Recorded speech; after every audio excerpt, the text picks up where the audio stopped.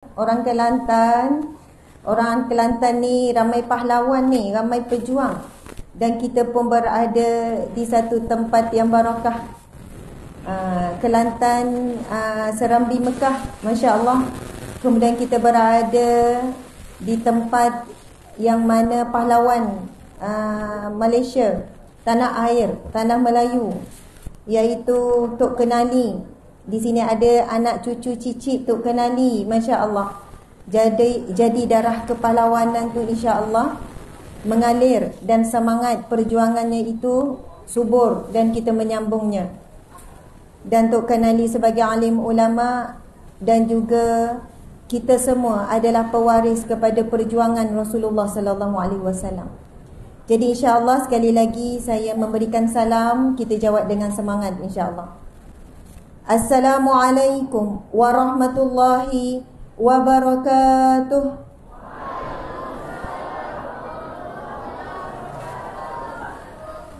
Masya Allah, luar biasa.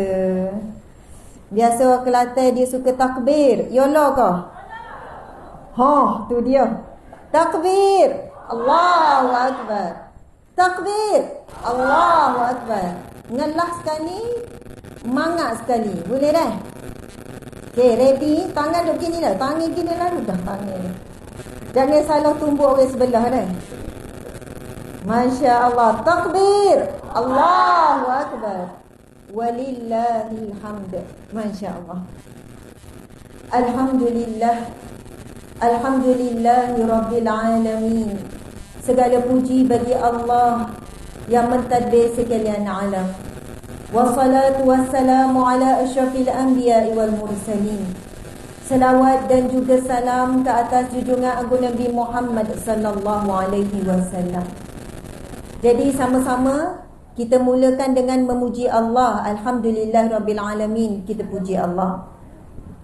Kemudian kita sebut wassalatu wassalam, salawat dan salam. Jadi kita jangan dengar saya sebut, tetapi kita sama-sama buat, sama-sama amal. Jadi kita mulakan dulu majlis kita ini dengan memuji Allah. Ni ada anak-anak ni, ya Allah, hebatlah anak muda ni.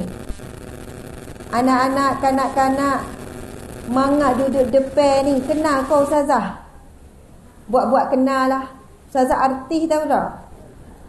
Kenal, biasa tengok mana telefon kan? Dalam telefon. Sekarang ni Ustazah keluar semata daripada telefon, duduk depan. Jadi insya-Allah kita mulakan dulu sama-sama dengan memuji Allah. Kemudian dengan berselawat dan memberi salam ke atas Nabi. InsyaAllah Ustazah nak dengar suara anak-anak dengan semangat. Boleh ke? Boleh dah, insyaAllah. Okey, kita sama-sama insyaAllah. Subhanallah walhamdulillah. Kuat lagi. Wa la ilaha illallah. Allahu akbar. Subhanallah walhamdulillah. Wa la ilaha illallah. Allahu akbar. Subhanallah walhamdulillah. Wa la ilaha illallah. Allahu akbar. Subhanallah walhamdulillah. Wa la ilaha illallah. Allahu akbar. Selawat. Sallallahu ala Muhammad. Sallallahu alaihi wasallam. Sallallahu ala Muhammad. Sallallahu alaihi wasallam. Dekat sikit bang. Ya Nabi salam alaika. Ya Rasul salam alaika. Ya Habib salam alaika. Salawatullah alaika. Terakhir. Sallallahu ala Muhammad. Sallallahu alaihi wasallam. Sallallahu ala Muhammad. Sallallahu alaihi wasallam.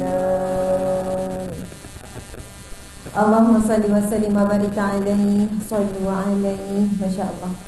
Allahu akbar. Muslimin muslimat, rasa bengong dah Mungkin ini adalah ceramah pertama selepas saya sebut tadi tu. Sebenarnya baru je hari Isnin baru ni, jadi hari ni baru hari kelima. Itu yang memang boleh rasalah mengoh tu. Jadi mungkin saya bercakap sikit, lepas tu nanti encik suami Ustaz Tengku yang akan sama-sama berkongsi, insya-Allah. Jadi alhamdulillah muslimin muslimat, nak ucap terima kasih kepada penganjur, iaitu Pusat Pengajian Islam Tok Kenali Kubang Kerian, Kota Baru, Kelantan, tempat yang kita sama-sama sedang berada sekarang.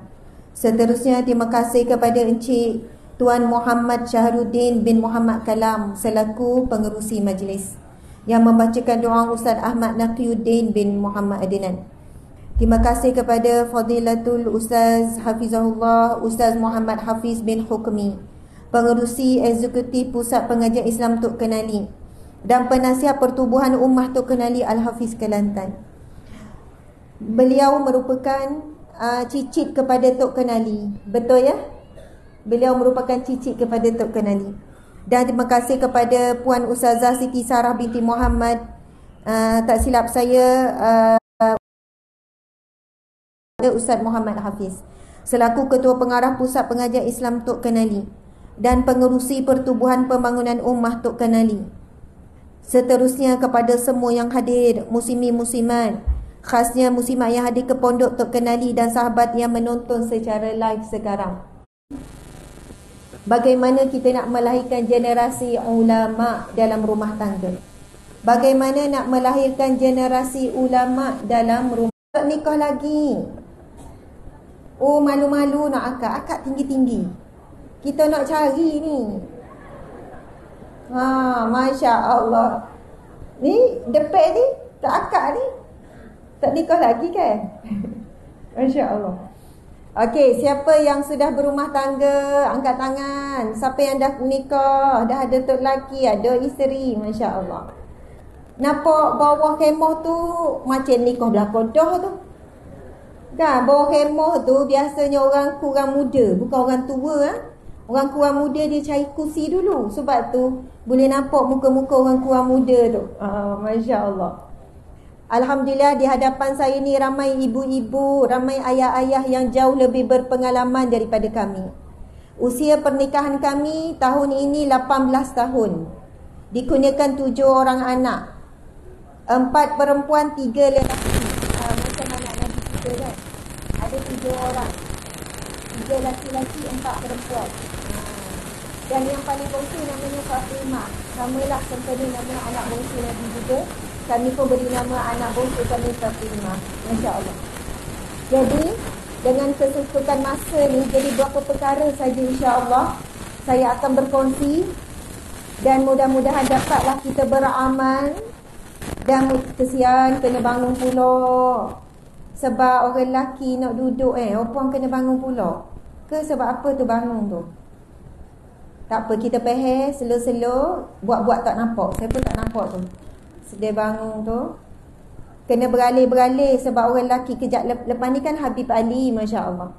Okey, muslimin muslimat, saya nak beri pujian.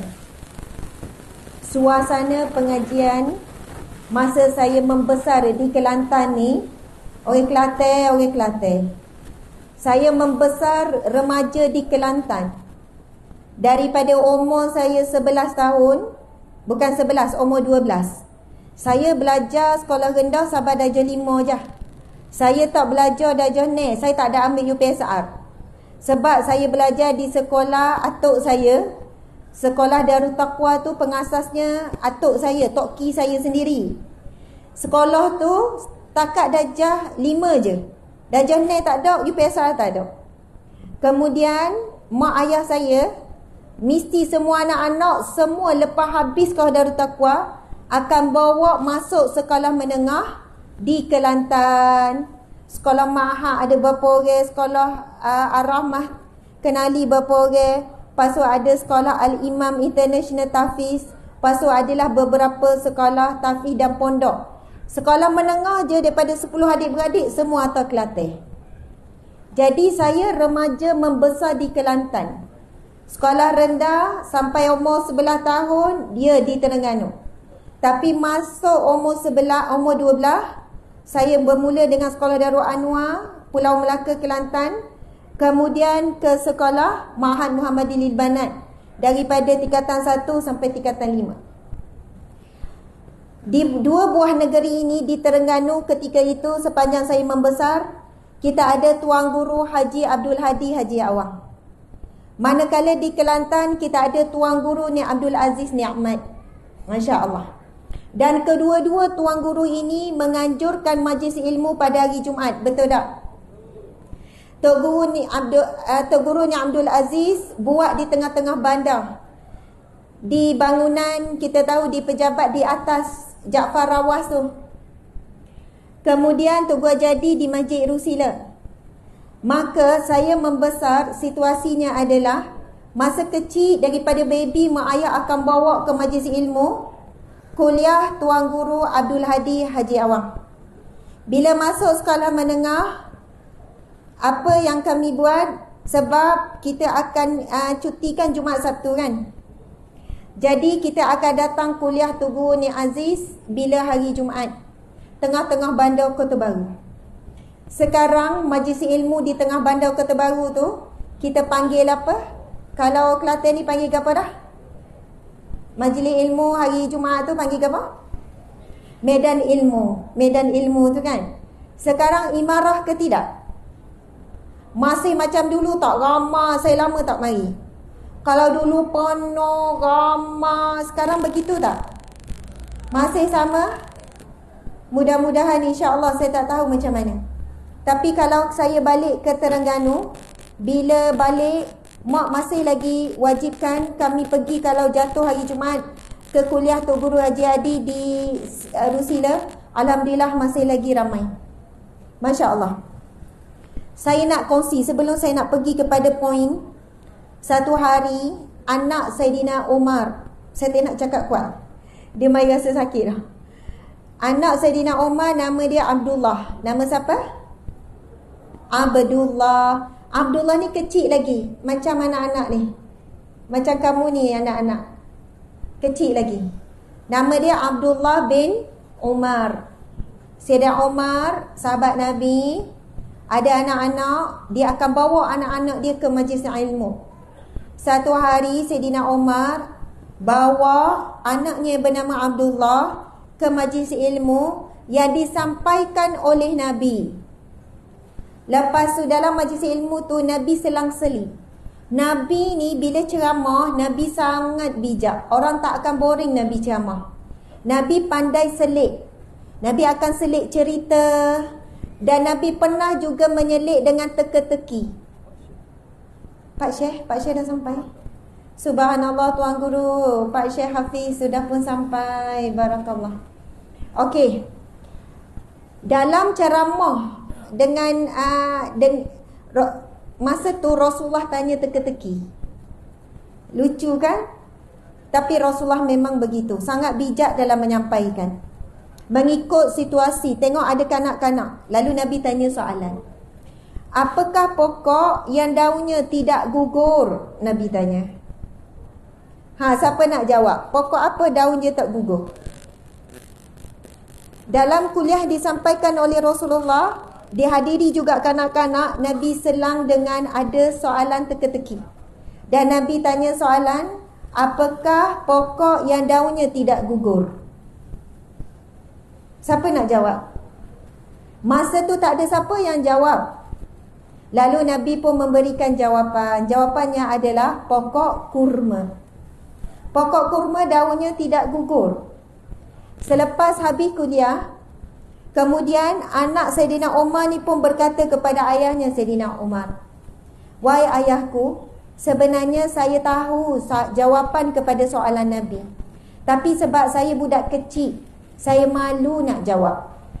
Tahu tak apa jawapan Saidina Umar?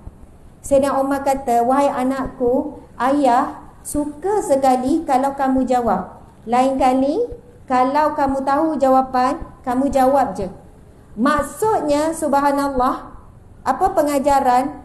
Sahabat Nabi bawa anak-anak pergi majlis ilmu. Sahabat Nabi meraihkan apa perasaan anak kecil. Saidina Umar seorang bapa yang tegas, tetapi juga bapa yang sangat penyayang. Dan dia memberikan galakan supaya anaknya jadi berani. Masya Allah. Tidaklah Saidina Umar marah, "Kenapa tak jawab sekian-sekian?" Tak apa, lain kali kamu jawab dan ayah suka kalau kamu jawab. Masya Allah. Jadi, untuk melahirkan anak ini generasi ulama ataupun cukup kalau nak jadi anak kita baik. Kita tak ada cita-cita untuk anak kita jadi alim ulama, tak apa. Berat jadi alim ulama. Kalau ada, alhamdulillah. Cukup kalau kita nak jadi anak kita baik, ibu-ibu muslimin-muslimat, wajib bawa anak-anak ke majlis ilmu. Wajib. Membiasakan anak-anak dengan majlis ilmu. Saya percaya dekat kampung kita ada surau. Kalau tak seminggu sekali, sebulan sekali surau tu buat kuliah maghrib. Kalaulah surau tu tak ada buat kuliah maghrib, ada masjid. Mesti ada kuliah maghrib, mesti ada. Masalah umat akhir zaman sekarang memilih penceramah, memilih penyampai, memilih isi kandungan yang disampaikan. Bila tak sedar, bila ngatuk, bila dok beh, maka dok gi. Memilih-milih. Subhanallah. Saya ingat masa saya kecil, ketika dibawa oleh ibu dan ayah saya, anak 10 orang, mak ayah angkut setiap minggu. Hari Jumaat wajib pergi kuliah Tok Guru Haji Adi. Kita kanak-kanak mana faham Tok Guru ngajar. Tinggi Tok Guru ngajar. Kejap buka kitab tafsir, kejap buka kitab hadis, kejap baca sirah. Sebagai seorang kanak-kanak memang tak faham.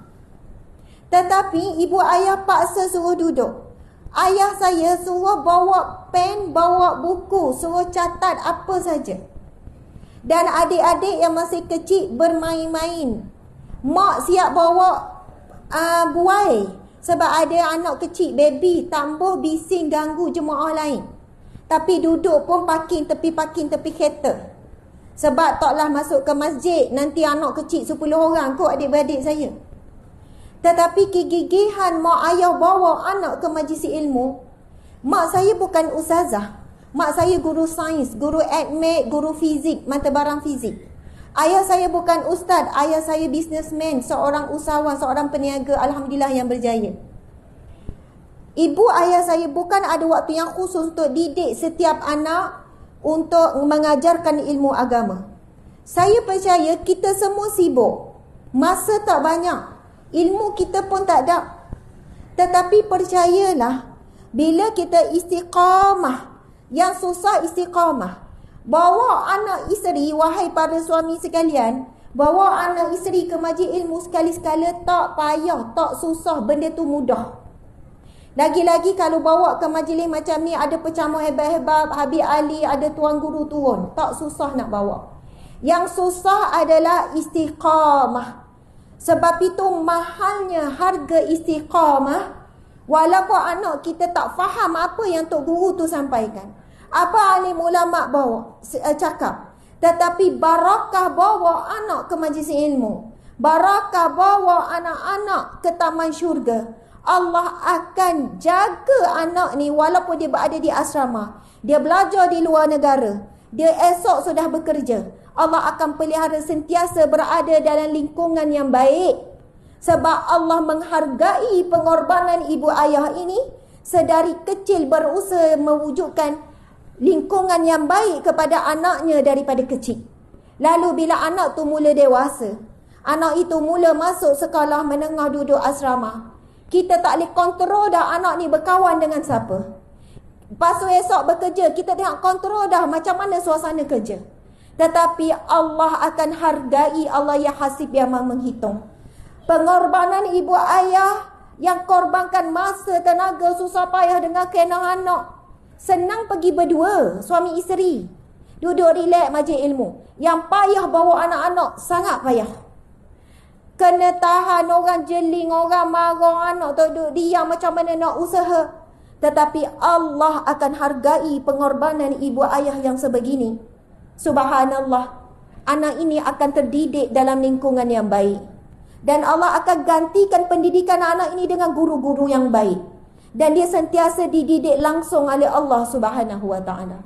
Allahu Akbar. Sebab itu kadang orang tanya, macam mana Ustazah pendidikan ayah, ibu dan ayah Ustazah? Saya bukan nak memuji dan nak menaikkan mak ayah saya. Ayah saya sibuk, mak saya pun sibuk. Kalau saya fikir-fikir balik, ada tak slot khas mak ayah saya ceramah pada anak-anak, didik sekian-sekian? Kalau dalam memori tu tak banyak. Tapi yang paling banyak bagaimana gigihnya mereka membawa anak-anak ke majlis ilmu. Yang kedua, okey, kita tekankan pasal majlis ilmu ni, muslimin muslimat. Nabi SAW bersabda, barang siapa yang melangkah menuju ke majlis ilmu, maka para malaikat menaungi dengan sayap. Para binatang akan mendoakan orang yang menuju ke majlis ilmu. Bahkan Nabi sebut dalam hadis tersebut, burung-burung yang berterbangan, ikan-ikan di lautan mendoakan dan memohon ampun bagi penuntut ilmu. Bayangkan seorang suami yang soleh, yang bertanggungjawab, seorang ayah yang bijak ni. Dia tak pandai didik isteri, tak pandai didik anak. Dia tak ada ilmu. Dia belajar pun tak tinggi, tapi bijaknya dia tahu jalan pintas nak bawa keluarga ke syurga. Dia tahu jalan yang terjamin untuk melindungi keluarga daripada api neraka. Bawa ahli keluarga ke majlis ilmu. On the way dia bawa itu, seluruh keluarga sedang diampunkan Allah. Seluruh keluarga sedang dinaikkan darjat oleh Allah. Nabi sebut apa, muslimin muslimat? Nabi sebut apa? Barang siapa yang melangkah ke rumah Allah, masjid, setiap langkah itu dicatat pahala sedekah, akan dinaikkan darjat dan diampunkan dosa. Tapi hari ini ramai suami yang malas.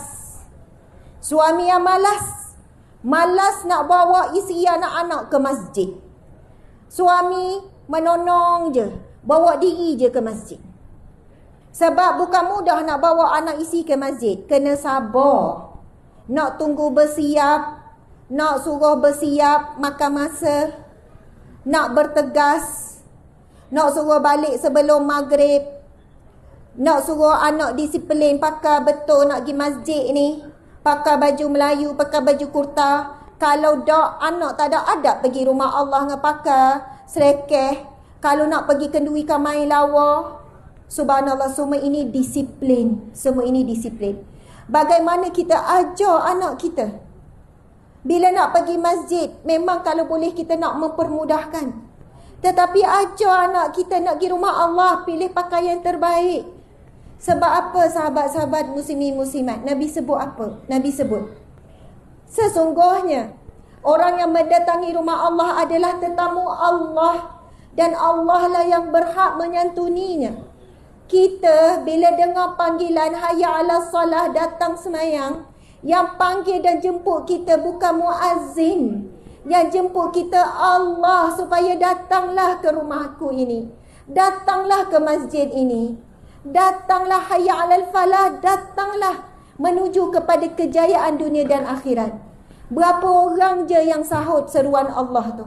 Berapa orang je yang akan bersungguh-sungguh meninggalkan urusan di rumah, menurunkan urusan dunianya, bawa ahli keluarga menyahut seruan Allah. Ini keluarga yang hebat akhir zaman.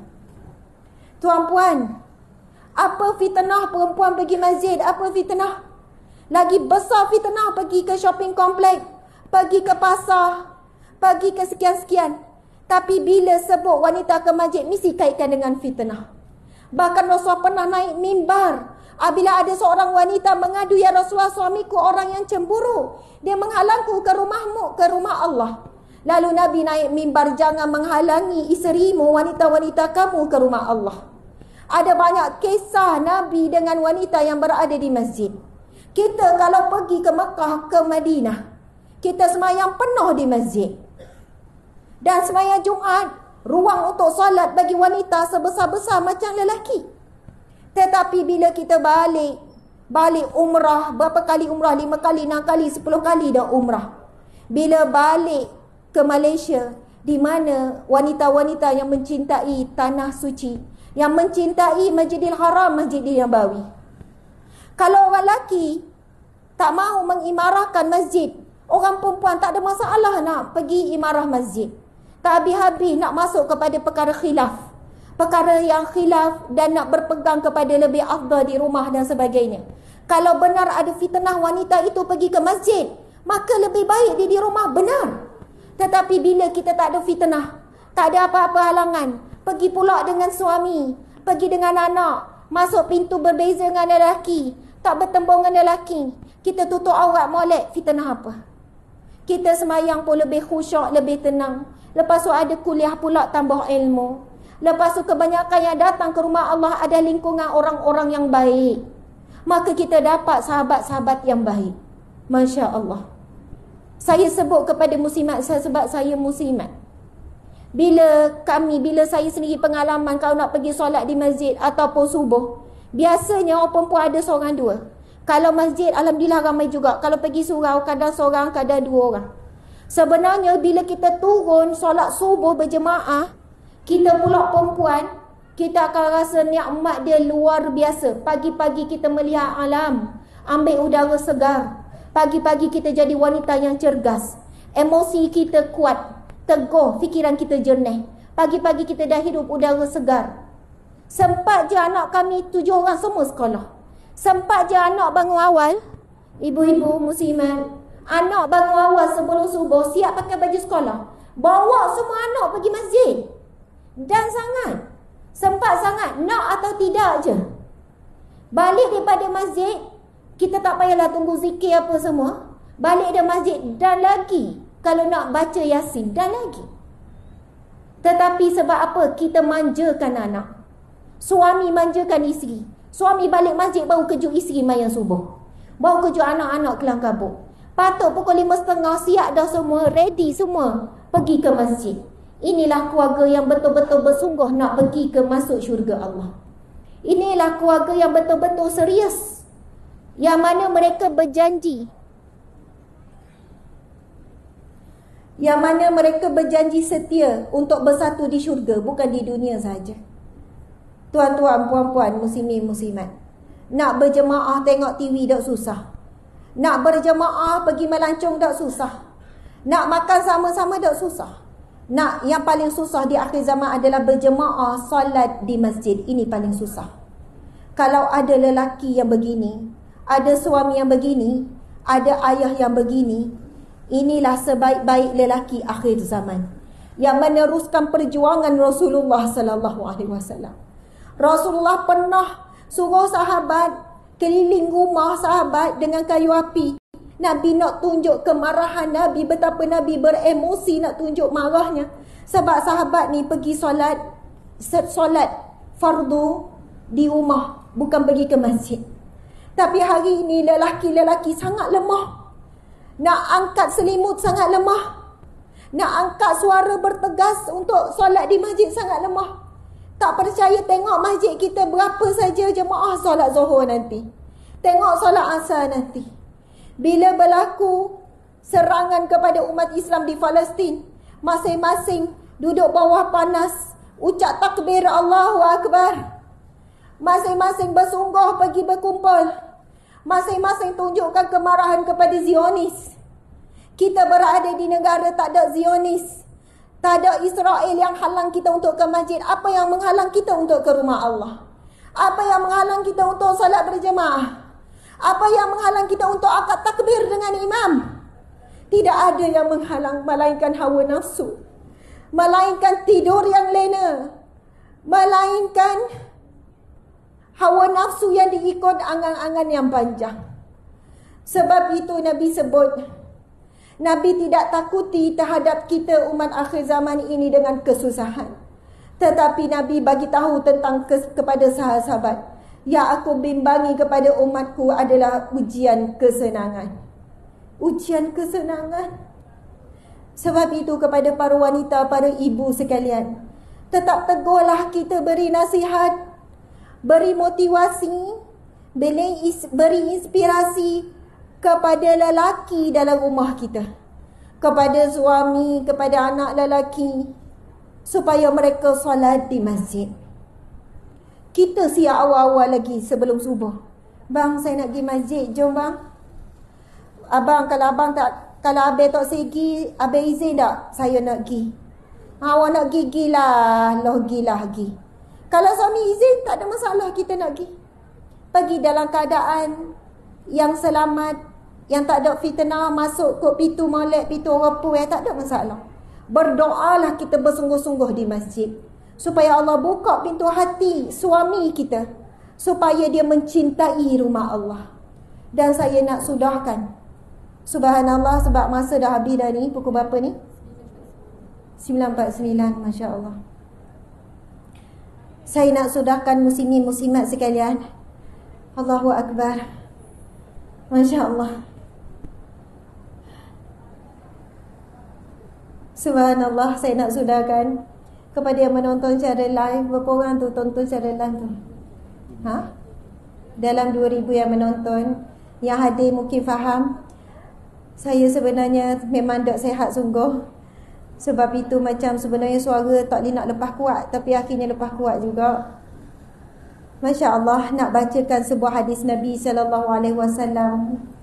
yang mana Nabi bersabda, Masya Allah, Nabi bersabda, tujuh golongan. Kita bacalah hadis ni sama-sama insya-Allah. Ustaz tolong belak je.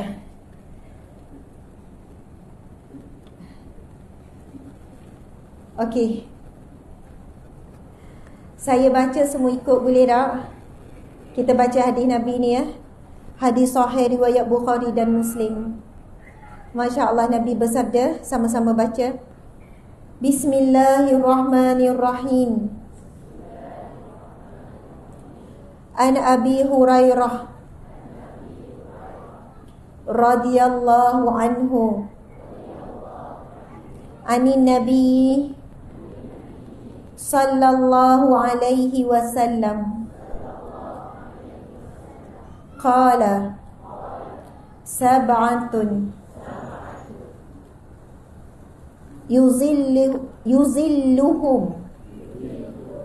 yuzilluhumullah fi zillih yawma la zilla illa zilluh. Al-imamul adil wa syabun nasha'a fi ibadati rabbih wa rajulun qalbuhu mu'allaqun fil masajid wa rajulani tahaba fillahi ijtama'a alaihi wa tafarraqan alaihi wa rajulun talabathu imra'atun dhatu mansibin wa jamalin faqala inni akhafullah wa rajulun tasaddaqa akhfa hatta la ta'lama shimaluhu ma tunfiqu yaminuhu wa rajulun zakarallah khaliyan faqadat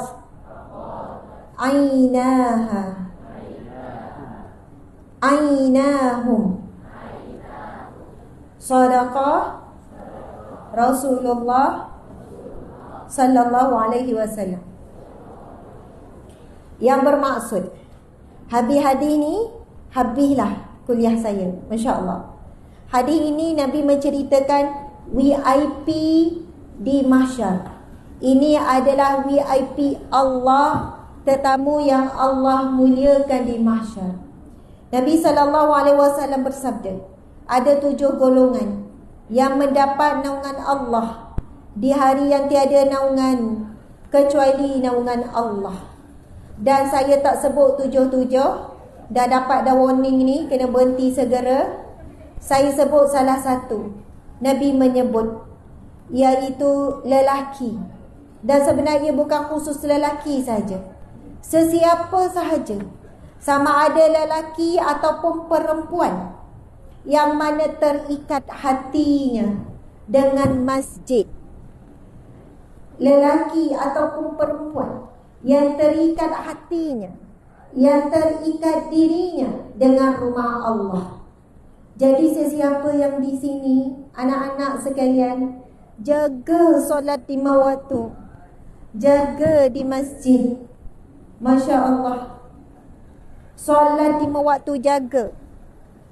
Yang menghalang, tak ada mic lain ke? Backup. Yang menghalang dia tak pergi masjid sebab apa? Sebab sakit ataupun sebab mati. Inilah golongan yang Allah akan bangkit di mahsyar, berada di bawah naungan Allah, dan antara golongan yang akan mendapat jemputan masuk ke syurga tanpa dihisap. Ini golongan yang istimewa. Kita kena nekat nak termasuk dalam golongan VIP Allah ini. InsyaAllah, mudah-mudahan apa yang dikongsikan ini mendapat manfaat, mendapat sedikit sentuhan di hati, dan akan menumbuhkan rasa cinta kepada apa yang wasiat Nabi, apa yang Nabi inginkan daripada umatnya, iaitu mereka yang mencintai rumah Allah. Inilah generasi ulama, inilah generasi pejuang agama Allah, inilah generasi yang sebenar-benarnya. Masya Allah. Baik muslimin muslimat, dengan lafaz yang mulia, Bismillahirrahmanirrahim. Allahumma salli ala Sayyidina Muhammad wa ala ali Sayyidina Muhammad. Kita melancarkan tabung untuk pembinaan kompleks Pusat Pengajian Islam Tok Kenali. Dan mudah-mudahan, marilah sama-sama kita keluarkan daripada handbag kita, beg duit kita tu, satu nilai yang tinggi, satu nilai, satu jumlah yang kita sayang. Bukan kita memilih duit yang paling rendah yang kita tak pandang. Kita pilihlah satu jumlah, kalau bukan yang paling kita sayang, puan-puan yang kita sayang. Dan ketika kita memberi, bayangkanlah bahawa duit itu telah mendahului kita ke syurga. Okey, insyaAllah, sebab saya diminta oleh penganjur ni, komplek baru akan merangkumi pusat pengajian untuk anak-anak daripada peringkat tadika, sekolah rendah, tafiz sehingga rumah orang tua. Masya Allah, muslimin muslimat, orang-orang yang nak buka pusat pengajian ni, kalau tak berjiwa besar tak boleh buka. Senang fikir pasal anak sendiri, hantar je anak pergi belajar mana-mana. Tetapi bila ustaz, ustazah, pengasas ni nekat nak buat pusat pengajian, ia bukan mudah, ia sangat payah. Jadi kita tak perlu buat kerja susah, kerja payah macam ni. Nak bina batu-bata ni, nak mikir silibus, nak cari ustaz, ustazah, nak urus sekolah pusat pengajian, kita tak payah nak susah payah. Kita hulurlah infak, hulurlah sedekah, hulurlah wakaf. Esok-esok kita dalam kubur, orang yang mengaji di sini, orang yang baca Quran, orang yang ada kitab tak berhenti, selama itulah pahala kita dapat dalam kubur. Boleh jadi kita tak dapat pahala solat, wallahu alam, pahala yang lain. Tetapi rupanya pahala kita melakukan infak ke pusat-pusat seperti ini. Jadi marilah sama-sama kita keluarkan satu jumlah yang kita sayang. Sebab Allah berfirman, kamu tidak benar-benar dikatakan orang yang melakukan kebajikan selagi mana kamu tidak memberi di jalan Allah apa yang kamu cintai. Ya Allah, angkatlah ya Allah segala kesusahan ya Allah. Kepada orang yang bersedekah ya Allah digantikan dengan kemudahan. Ya Allah, jadikanlah keturunan zuriat keturunan orang-orang yang bersedekah ini ya Allah, keturunannya soleh dan solehah ya Allah. Ya Allah, berilah kesihatan, umur yang panjang dalam berkat ya Allah. Ya Allah, kumpulkanlah kami semua ya Allah di syurga-Mu tanpa dihisap, tanpa diazab ya Allah. Ya Allah, Allahumma yansuruna ya Allah, bantulah kami ya Allah. Allahumma yansuril muslimina wal muslimat. Allahumma yansuril mujahidina wal mujahidat. Allahumma yansuril mu'minina wal mu'minat. Ya Allah, bantulah seluruh umat Islam ya Allah. Ya Allah, bantulah para pejuang agama-Mu ya Allah. Ya Allah, bantulah ya Allah saudara kami di Palestin ya Allah. Ya Allah, bantulah saudara kami di Gaza ya Allah. Ya Allah, bantulah saudara kami di seluruh dunia yang berjuang mempertahankan kalimah La ilaha illallah Muhammadur Rasulullah dengan nyawa mereka ya Allah, dengan tubuh badan mereka, dengan harta mereka, dengan anak-anak mereka ya Allah. Maka ya Allah, bukakanlah pintu hati kami ya Allah untuk berjuang menegakkan agama-Mu ini ya Allah, dengan tenaga kudrat yang kami ada, dengan ilmu yang kami ada, dengan umur yang kami ada, dengan harta yang kami ada, dengan anak zuriat keturunan kami ya Allah. Ya Allah, tidak ada gunanya hidup kami ini ya Allah sekiranya kami tidak beroleh kematian yang husnul khatimah ya Allah. Ya Allah, sesungguhnya tidak ada yang lebih hina melainkan dunia yang Engkau ciptakan. Kerana dunia ini Engkau ciptakan dengan kehinaan, namun kami memandang dunia ini begitu mulia dan begitu indah ya Allah. Ya Allah, bantu kami untuk melihat bahawa dunia ini hina. Duit itu hina, melainkan dunia dan duit itu digunakan untuk jalan-Mu ya Allah. Akhirnya kami menghantarkan dan kami menggunakan harta-Mu ini ya Allah untuk dialirkan sebagai bukti cinta kami kepada-Mu, cinta kami kepada Rasul-Mu, dan cinta kami kepada perjuangan ini ya Allah. Ya Allah, berkatilah Hautuk Kenali ini ya Allah. Berkatilah madrasah ini ya Allah. Datangkanlah orang-orang yang soleh. Datangkanlah guru-guru yang beriman, yang bertakwa ya Allah. Datangkanlah para dermawan ke sini ya Allah, yang akhirnya terbinalah apa yang mereka impikan ya Allah. Ya Allah, ya Allah, ya Rahman, peliharalah ya Allah tempat ini daripada segala mara bahaya, hasad, dengki manusia ya Allah. Ya Allah, ya Rahman, ya Rahim, jadikanlah tempat-tempat seumpama ini satu kubu yang kuat untuk menentang segala fitnah akhir zaman. Menjadi salah satu kubu yang kuat apabila keluarnya Dajjal Al-Masih, apabila keluarnya Ya'juj Ma'juj ya Allah, apabila keluarnya Dabah ya Allah. Jadikanlah semua kubu-kubu kuat ahli sunnah wal jamaah, kubu kuat para guru, para alim ulama, madrasah, pondok-pondok adalah kubu-kubu kuat yang mana seluruh umat Islam ketika itu meminta-minta untuk berlindung ya Allah daripada segala fitnah akhir zaman ya Allah. Hari ini manusia tidak pandang tempat seperti ini ya Allah. Manusia tidak pandang madrasah-madrasah ya Allah. Manusia mula pandang lekeh kepada pusat tahfiz, kepada pondok, kepada madrasah. Manusia pandang lekeh ya Allah. Tapi satu saat bila terbenamnya matahari, bila munculnya matahari sebelah barat, bila keluarnya tanda-tanda kiamat, ketika itu manusia berlumba-lumba mencari kubu-kubu tempat-tempat seperti ini untuk berlindung ya Allah. Kerana tempat seperti inilah mereka yang tidak takutkan kematian. Mereka yang inginkan berjuang benar-benar mempertahankan dan bersama dengan Imam Mahdi ya Allah, bersama dengan Nabi Isa Al-Masih ya Allah. Maka ya Allah, pilihlah kami orang yang percaya sebelum kejadian itu benar-benar berlaku di depan mata ya Allah. Golongkanlah kami di kalangan orang yang membenarkan sebelum ia berlaku ya Allah. Lalu kami mempertahan dan kami berjuang, kami menghulur, kami keluarkan harta kami ya Allah untuk menjadi sebahagian daripada perjuangan ini ya Allah. Rabbana atina fid dunya hasanah wa fil akhirati hasanah wa qina azabannar wa qina azabal qabr qina azabal mahsyar.